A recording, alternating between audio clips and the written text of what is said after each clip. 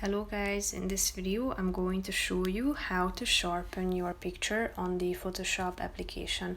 But first I just want to mention, don't forget to subscribe to my channel because at 100,000 subscribers I am going to show you my whole YouTube revenue statistics and growth strategy, how to make money online. Now let's jump into it. First of all, open the application on your phone.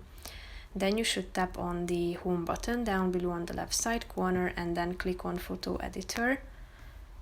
Here select the picture that you would like to edit, tap on it and then click on the adjustments button down below in the left side corner of this page. Then click on details below the slide, which is the fourth category. Here you can find your tool, tap on it, and as you can see you can zoom in, and in the middle of the screen you can select from a bunch of options. So you can sharpen the full picture, you can sharpen only the subject or only the background. So here you can see that it's marked with red, the area that you focus on, and zoom in and tap on the relevant part that you would like to sharpen.